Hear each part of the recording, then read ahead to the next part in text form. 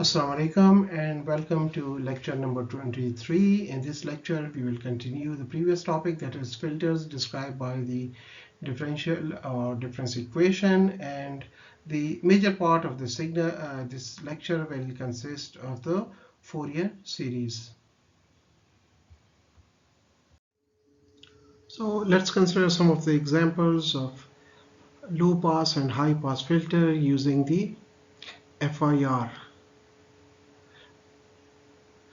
FIR stands for finite impulse response filters, right? So in this category, the output depends only on the input, whereas if you recall the previous one, that was infinite impulse response filters, and in that difference equation, the present value of the output was not only depending on the input but also on the previous value of the outputs, right? So this is the generalized equation for the finite impulse response filters described by the difference equation. So for simplicity, let's take the moving average system for the limits k running from 0 up to maybe 2 will be quite simple. So let's take that example and see what type of response it has, whether it is a low pass filter, it's behaving as a low pass filter, or it's behaving as a high pass filter. So that's k running from 0 up to 3, and it's 1 by 3, scale by 1 by 3, and all the coefficients are equal to 1. So that means it's basically a moving average system. We have done this example while we have done an example on moving average system while doing the system properties, specifically the stability property, right? So if I expand this equation, it will be something like 1 by 3, okay, and let's take it common, and this will be x of n, right? K equals to 0, so it will be n minus k, so x plus x of, so this is x of n minus 1 and plus x of n minus 2. So these are three values which are whose average is taken, right? So let's make it curly. So this is the system. So the first step to find the frequency response for this system will be that we take the impulse response. So how to find the impulse response? So that's quite straightforward. Okay, you can also do it in the way that we have done the previous examples, that you take the input as e power j omega n, and the output is, right, the scale version of this one, that is frequency response times the input. So you can also use that way, or it's up to you, whatever way you like, right? So maybe I give you this one also as a homework, so you can do it. Let me just find, you have to find the impulse response for this. So what is the impulse response? Impulse response is the output of the system when input is impulse, right? So that means y of n is replaced with h of n. We have the same scaling factor 1 by 3, and x of n is basically impulse of n. X of n minus 1 will be, so it's taking the previous three values, right?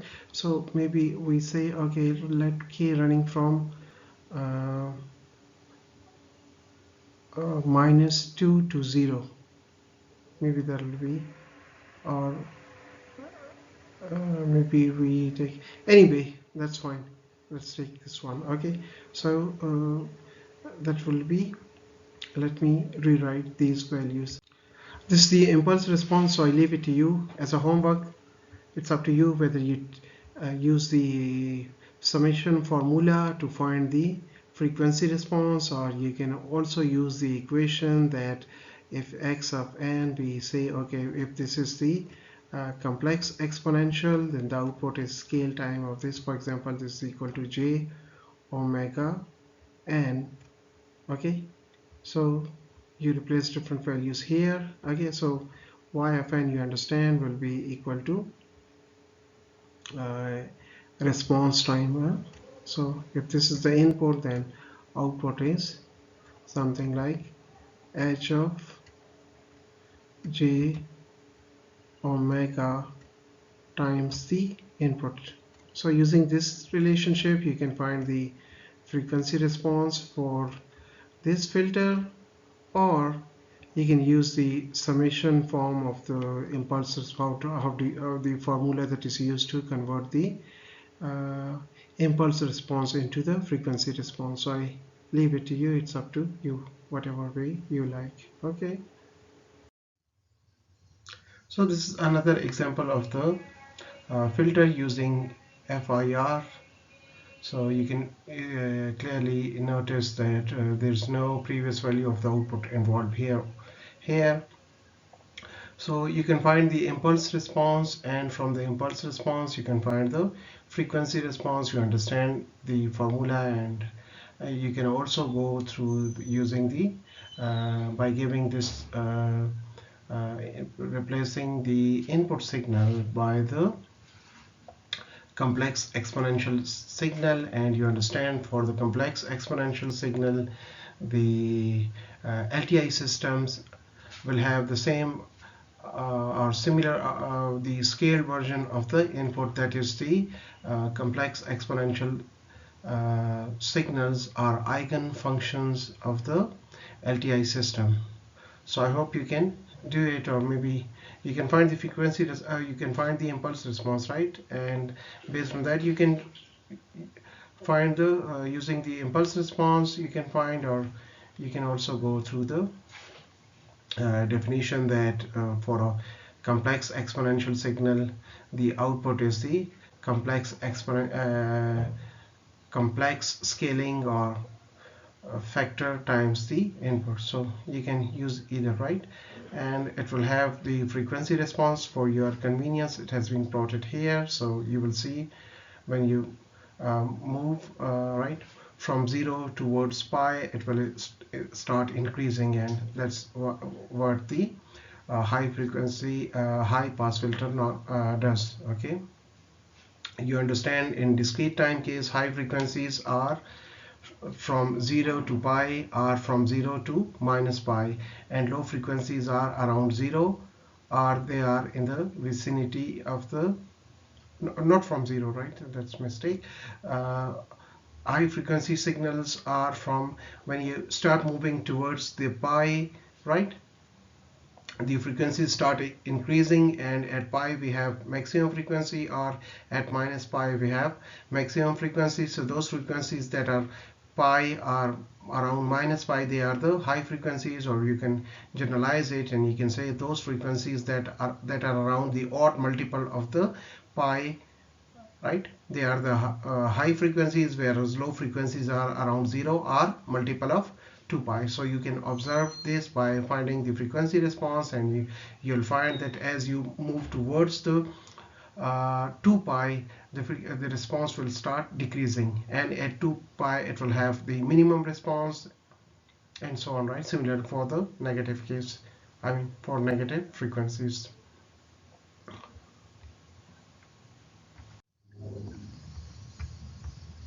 So from this slide onwards, we are moving towards the Fourier series.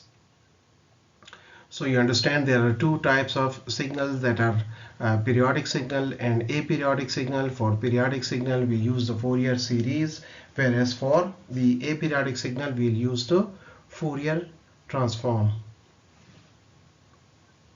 So both Fourier series and Fourier transforms are used to, you can say that they are used to express the signals in terms of complex exponential signals. You understand, once we can represent the signal in terms of complex exponential signal, then these signals are the eigenfunctions of the LTI system, and we can easily find the output by because in this case the output is simply the scaled version of the input. You can also say that the Fourier is basically used to transform the time domain signal into frequency domain signal. So let's start with this and we'll gradually discuss about these things, right? So I hope by now you're clear that Fourier series will be used only for the periodic signal. So if you have periodic signal, continuous time, then we will use the continuous time Fourier series, whereas for the discrete time case we have the discrete time Fourier series. But in general you must know that Fourier series will be used for the periodic signals. Okay, so let's start from the chapter 1 where we have defined the uh, periodicity, right? That we said that a signal is set to periodic for some positive value of t, right? So x of t is said to be periodic if x of t plus the capital T they are equal for all t. Then such a signal is called a periodic signal, and you understand the condition for the continuous time case is that period must be positive, and that's all for the continuous time case, right? And if you can recall for the discrete time case, we said the period not only must be positive, but it also must be integer. So here we have only the condition that t must be positive, right? And we also defined the fundamental frequency, which we represented by omega naught. So omega naught basically equals to 2 pi by t. I think these things are quite clear to you. So in chapter 1 we also introduced two basic periodic signals. That one is the sinusoidal signal, which is of this type, and the other one is the complex exponential periodic signal, and which has expression like this, right? So where omega naught is the fundamental frequency of the complex exponential signal, right?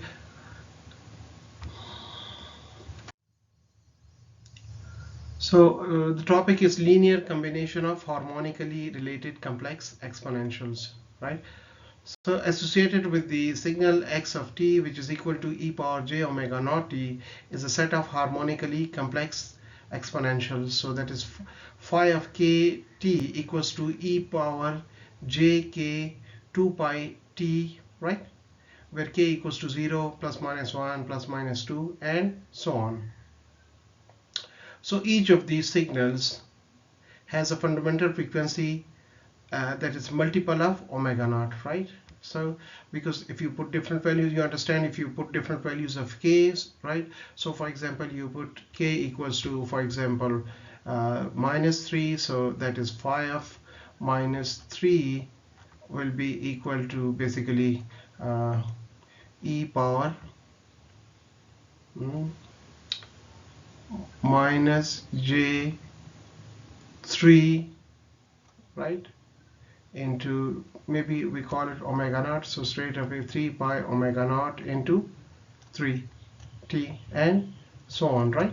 So the value here, that is t, is basically the period of the signal, right? So you understand, as we increase the value of the k, the frequency here increases. So that means, rather we define it here, that right, so therefore each is periodic with a period t, and for the case that k absolute is equal to or greater than 2, the fundamental period of the phi of t is a fraction of t, you understand, because there it will have higher frequency, right? And so on. Okay, so thus a linear combination of harmonically related complex exponentials of the form, we can represent it like this, right? So this, you understand, these are the complex exponentials because you see they are ak e power jk omega naught t. So if we linearly combine them, right? These complex exponential here we have assumed the coefficient, right, equal to 1. If we have other than one coefficient, then we can combine them, right, in the generalized case, and we say x of t equals to summation k running from minus infinity up to infinity, and a k are their coefficients. So it can be written like this, or if you replace omega naught with 2 pi by capital T, right? So we can also represent it like this. So this is the generalized case of the linear combination of harmonically related complex exponentials. So you understand the term, because these we are linearly combining them, that you understand the summation indicates. And harmonically related means that they have the fundamental frequency and they are the integer multiple of that fundamental frequency, right? So we call, and they are also, because they are complex exponential. So I hope this term is clear to you. So this is exactly what I have mentioned here, the slide, the equation for the linear combination of harmonically related complex exponential. This is the equation that we have we had on the previous slide. So if you have k equals to 0, so that term is called constant, because if you replace 0 here, so it will be power 0, e power 0 is 1, right? So we have a constant term, means that's not oscillating. Okay. Now when we have k equals to plus minus 1, so this is called the fundamental components are the first harmonics, right? Similarly, k equals to plus minus 2, they are called as the second harmonic. Okay. uh, Similarly, if we generalize this, so we can say if k equals to plus minus n, you understand whether k is positive or negative, right? So they have the same frequency, the magnitude of the frequency is same, but they are on different axis, position of the frequency axis. For example, if I just plot it here, so I can say that for example, this k equal to 10, so they might have something like right, this one, this is your omega, this is equal to 10 times omega naught, right? So omega naught is your fundamental frequency, and that's, so we have on this axis negative side, right? So because we don't know what will be the value of the k, right? That is the coefficient, right? So based on that, it can be negative or it can be positive or whatever, right? So just I can write it, for example, this is the minus, this is plus 10 omega naught, so this is minus 10 omega naught. But let me clear it, because maybe you might get the idea that because the frequency is negative, so the amplitude will be negative. So this is not the case, right? The coefficients can be positive or negative, independent of frequency, in the sense that it's not related to frequency, that if frequency is negative, then they will be negative, or if frequency is positive, they will be. So for example, this is a of minus 10, okay, and this amplitude is a of plus 10, right? So we have something like this. So in generalize, if k equals to plus minus 10, then we call the nth harmonics or harmonic, nth harmonic component. So hope this gives you idea. Okay, so let's have an example on the complex exponentials, linear combination of harmonically related complex exponentials. Okay, so we have k running from minus 3 up to 3, right? So this is the previous equation where we had k running from minus infinity up to infinity, but in this case the values of the exponential signal that exists for k equal to minus 3 up to 3. So if I put the values here, you understand in this case we need the fundamental frequency, right? So here we are given the fundamental frequency is basically 2 pi. Okay, and the coefficients are a k. So we are given, for example, starting with k minus 3, so a of minus 3, we are given here a of minus 3, right? A of minus 2, so again we are given this is value of a of minus 2, so by just putting the values here we can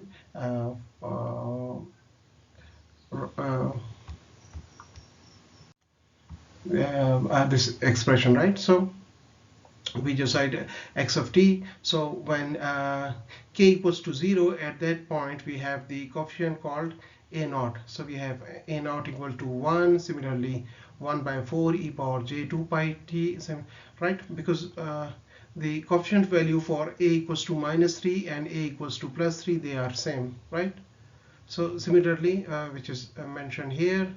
Okay, so that means just opening this equation, so I hope you can do it, or let me have e power j theta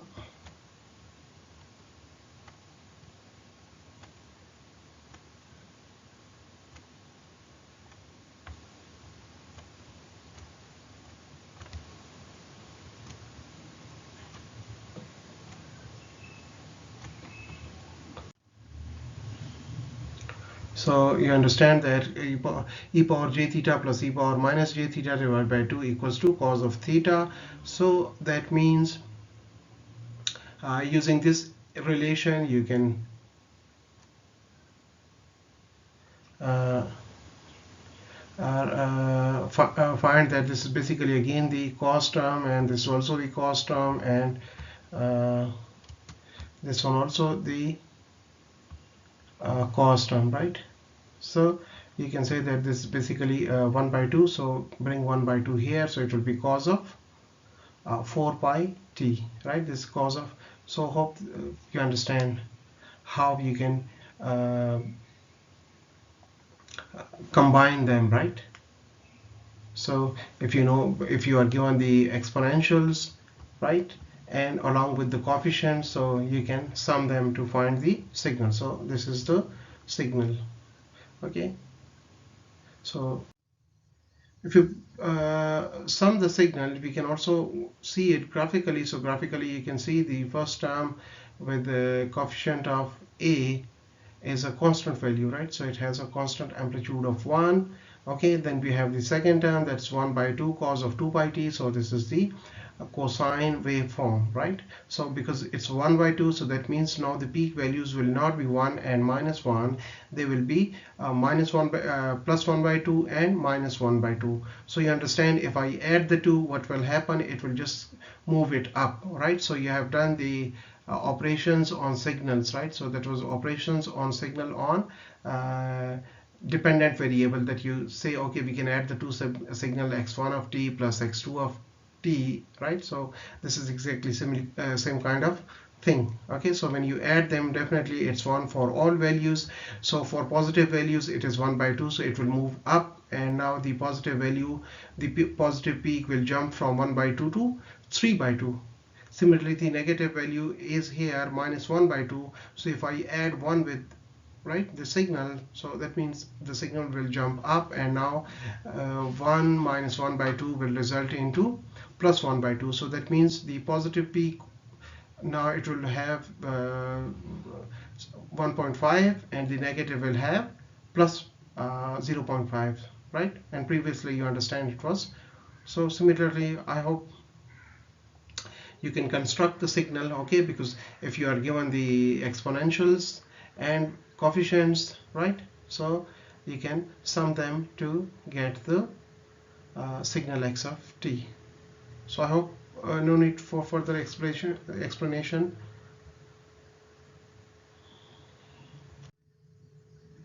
So the Fourier series, so in case of Fourier series we have two equations called the analysis equation and the synthesis equation. Again I say, for if the signals are periodic, then we use the Fourier series.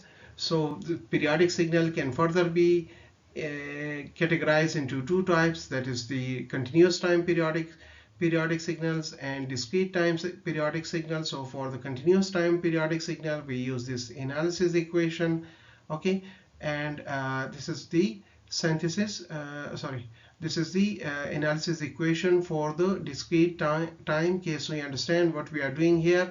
We can say that we are just finding converting the time domain signal into the frequency domain signal, or we can also say that we are expressing basically signals in terms of complex exponentials. And why we want to express the signal in terms of complex exponential signal? Because we know the complex exponential signals are eigenfunctions of the LTI system. You understand the term eigen means same. So that means if we have complex exponential signal, the output, if we give the signal to the LTI system, so we will have same complex exponential signal at output as we have at input, but it's amplified or scaled version, right?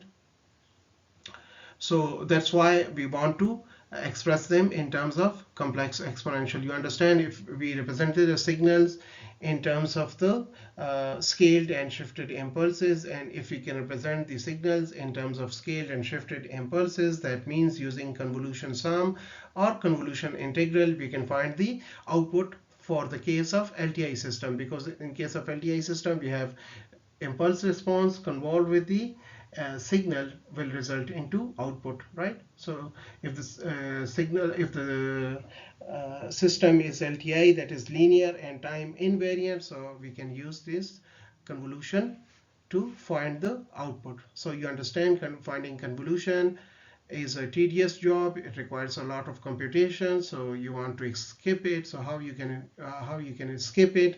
So we have here another representation of the signals. If we can represent the signals in terms of complex exponential signal, then it's quite straightforward that the output is simply scaled version of the input, right? For the case of the LTI system.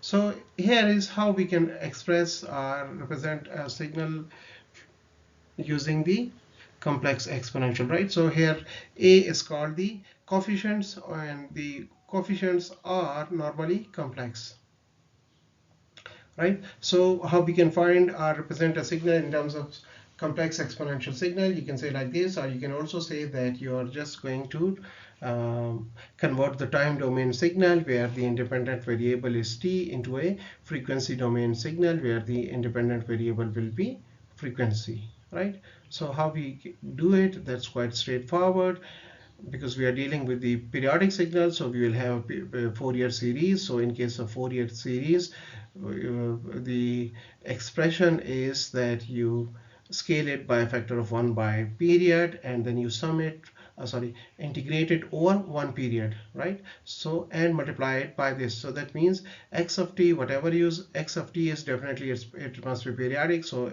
x of t is periodic. So x of t multiplied by e power j k omega naught t, where omega naught is the fundamental frequency. Okay, so the product of this is integrated over one period and scaled by a factor of 1 by t. So doing this will result into converting a signal from time domain into frequency domain, or you can also say it will express the signal in terms of complex exponential signal.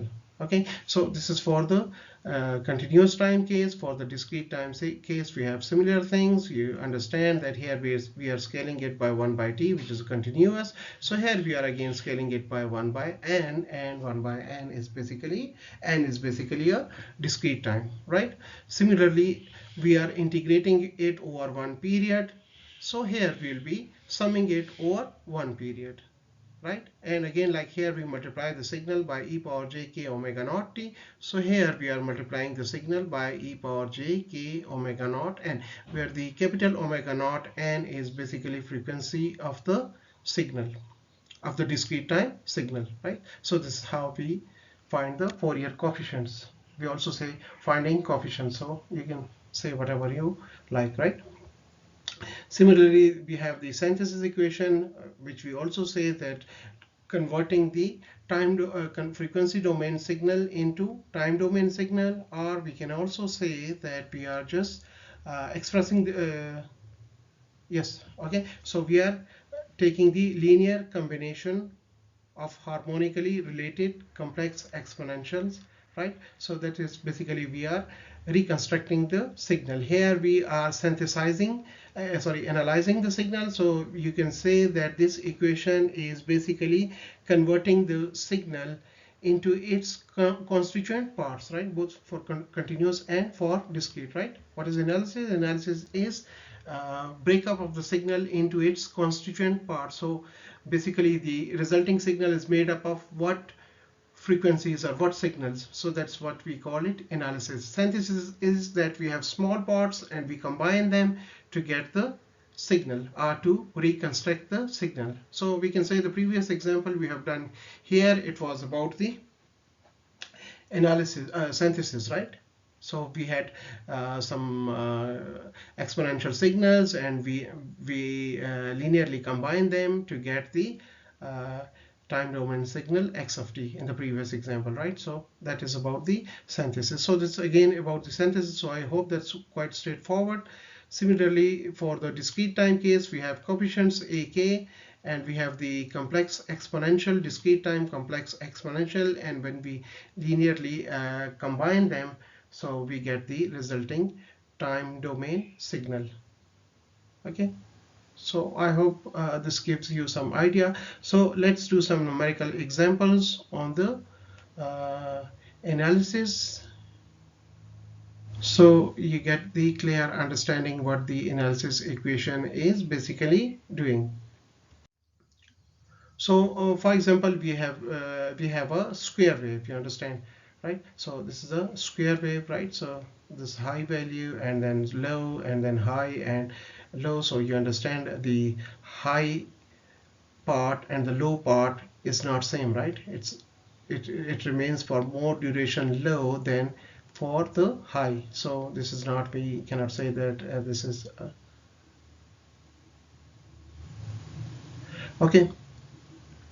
So this can be taken as the amplitude as 1. It is not given, so we can assume it as 1, right? So if you are not given the amplitude, you just assume it is 1. So the periodic square wave sketch in the figure defined over one period is, right? So this over one period, because for finding the Fourier series coefficient, we need the signal only over one period, right? So the value of the signal is 1. Okay, yes, although here it's not mentioned, but it is given in the mathematical description that x of t equals to 1 for t is absolute value of t is less than t1. So that means it has been mentioned that for this duration, right?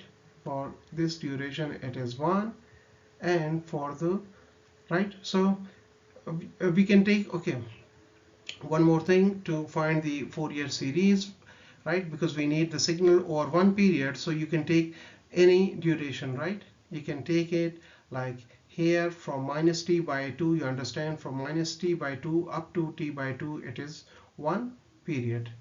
Okay, so you can take this one, or you can also take, you say, okay, I take from here up to here, right? So this is what, from 0 up to t. How much is the duration? Again, this duration is 1. So you can take any period, right? Irrespective of whether you take from minus t by 2 up to t by 2, or you can take from 0 up to t, or you can take t by 2 up to here. How much it will be? It will be, I think, 3t by 2, and so on. So I hope that's clear to you. So let's do the math. Okay, so this is the equation.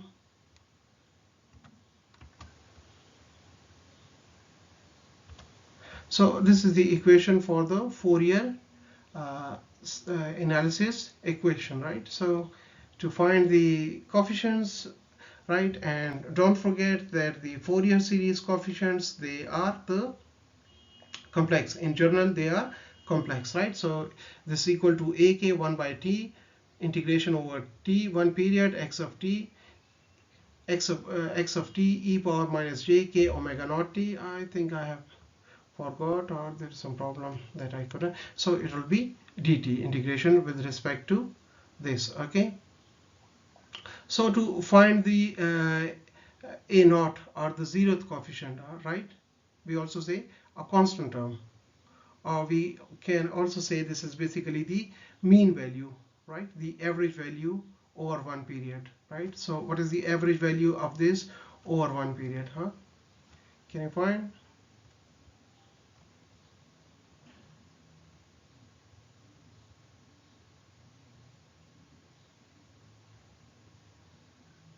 So we can find the average value, or the constant, or this is also called the DC term, by replacing k equals to 0. So if I replace k equals to 0, so it would be a naught. So it will result into a naught. So I write a naught here, and replacing k by 0, what effect it will have on this equation? Can you tell? Right? So k is here. So if I replace it by 0, so that means this whole becomes 0. When this is 0, e power 0 is 1. Right?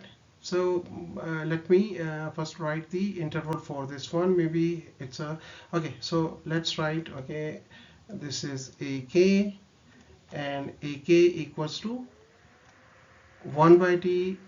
Okay, and then we are integrating it to one period, but one period is from minus t by 2 up to t by 2, right? But from minus t by 2 up to minus t1, this is 0. So no need for that, right? You understand? Because if I write like this, so it will just it will be wastage of time that I write, okay, integration. And because this is a piecewise signal, so I will say, okay, integration from minus t by 2 up to minus t1, this is 0. So definitely 0 will result into 0 integration. Then I write, okay, from minus t by 1 up to t1, how much its value is? Minus t1 up to t1, it has value of 1. Okay, so when it has value of 1, then I will write e power minus j k omega naught t and dt. Okay, so that means plus, again, from t1 up to t by 2, how much its value is? This is 0. So no need to take, because this is 0. And before this one also, from minus t by 1 t by 2 up to minus t by 1, that is also 0. So that means integration of 0 will result into 0. So no need for that. So we have just simple expression like this. You understand? Although we say over one period, but here it is not over one period. Why? Because the signal is non-zero only from minus t1 up to t1. So we'll take these limits, minus t1 up to t1 and 1, right? So I hope this gives you idea. Okay, so for example, if you have something like this, if the signal is, for example, like this, in that case you take, then for example, your signal is, okay, 1 from this up to this, then okay, so for example, or let me draw similar type of signal. Just okay, so this is similar type of signal. So in this case, for example, this is the point where we have minus t1. So for example, this is your minus t1 point, this is your plus t1 point, and this point is how much? Okay, t by 2, right? So for example, this point is t by 2, and this point is basically minus t by 2. So if you have something like this, then you can take, then you say, okay, ak equals to 1 by t. Okay, we take this 1 by t is common, and then we express here.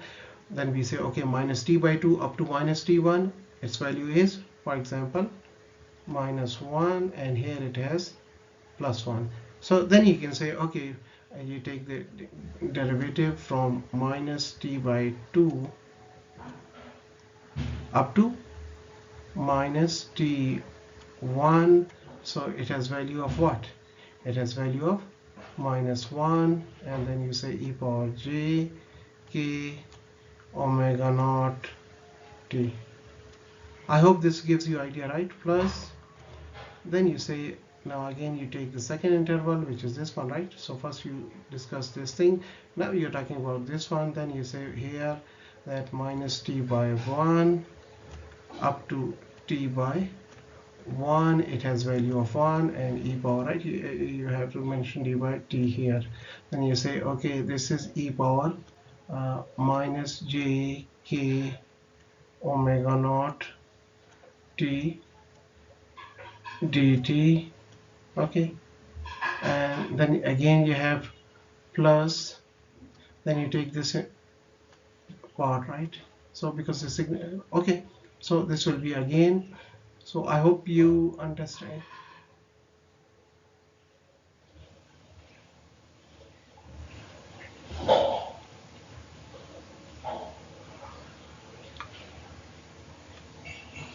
Similar, okay, maybe I just draw the wrong waveform, or is it okay? Okay, you just do, if you have confusion or if you think there is some mistake, then you can tell me. But this is just to explain you that because this signal exists, this signal is 1 from minus t1 up to t1, so we'll take just this one, right? Before in this region it is 0, and after in this region it is 0, so no need for that. If I compare this one, then because this is like this, so maybe I made some mistake. I don't know. It seems there is some, but anyway, just to show you, if you have something like this, then you proceed in this way. Okay. So now let's straight away go to here. We have this thing. So if I replace k with 0,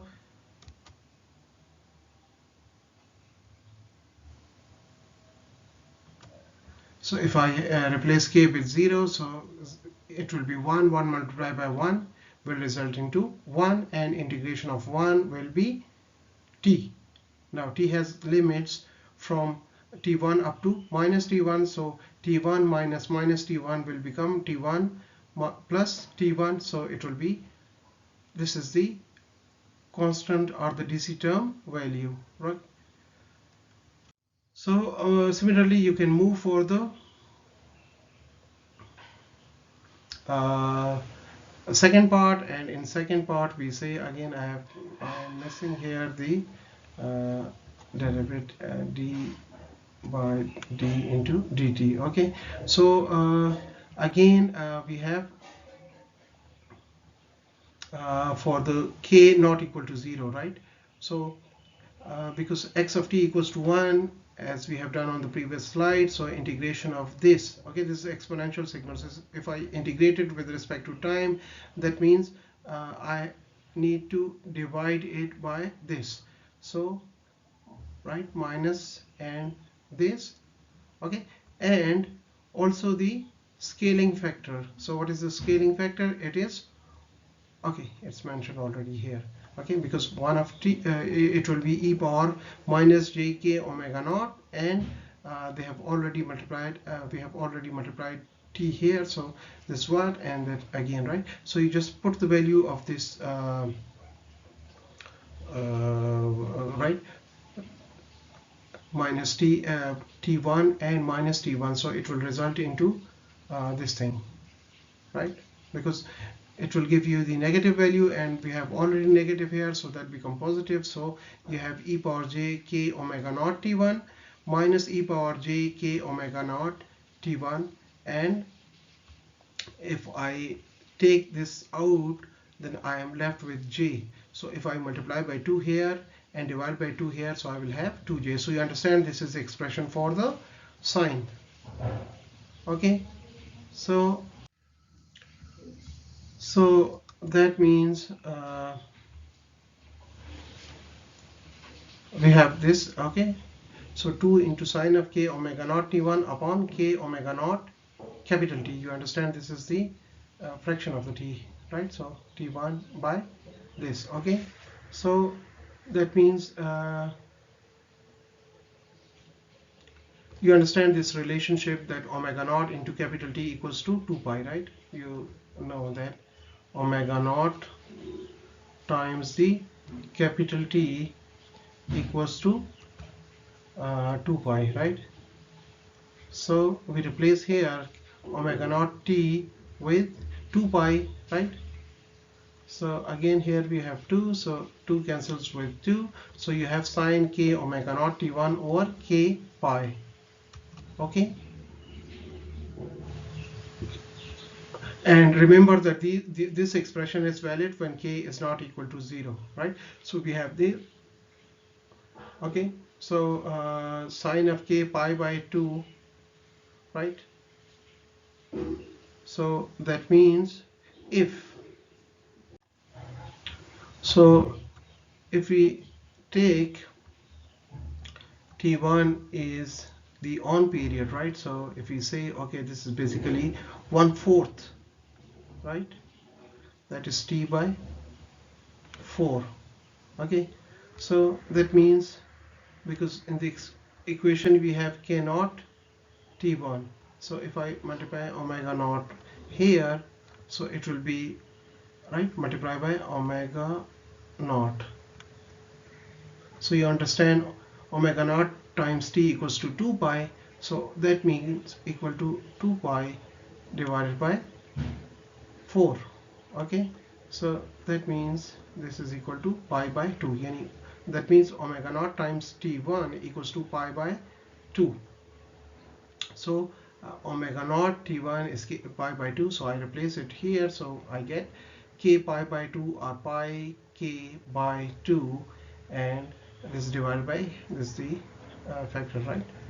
So now if you look at this one, because this is sine pi k by 2, right? So if this results into some integer multiple of pi, right, that means where k by 2 is integer, this will result into 0, right? Because for the integer multiple of pi, sine of n pi equals to 0. You understand, right? So that means sine of pi equals to 0, sine of 2 pi equals to 0, sine of 3 pi equals to 0. So that means integer multiple of pi for the case of sine is 0. So that means k by 2 cannot have integer values. So what does it mean? That means for k equals to 1, we have 1 by 2, right? You can do it by yourself, or you want me, so I can just write, because the lecture will become lengthier. Okay, let's k equals to -1, right? So in that case, a of -1 will become sine of, right, and this is minus, when k is -1, so it will be minus pi by 2,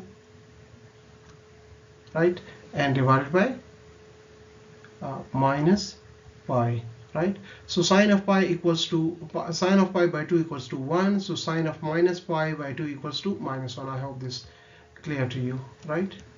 So you get minus pi this, so minus cancels, so you get 1 by 2. Similarly, if I replace k with 1, so I will have pi by 2, sine pi by 2 equals to 1, and this is also pi, so it will be 1 by pi. Similarly for 2, k by 2 by 2 is 1, so because I get sine pi, so it will be 0. So that means for k, for odd k, right, for k equals to plus minus 1 plus minus 3 and so on. So for odd integer values of the k, I will have non-zero value of ak, whereas for even it will be 0. Okay, so these are the coefficients value of the Fourier series for the Not exactly the square wave, but because the duty cycle is different, right? For a square wave, normally we say that the duty cycle must be 50%, but you can see here T naught is not equal to T by T1 is not equal to T by 2, rather it's T by 4. Anyway, so we get these coefficient values, and you can see that these all are basically real. They are not, the imaginary part is missing. Okay.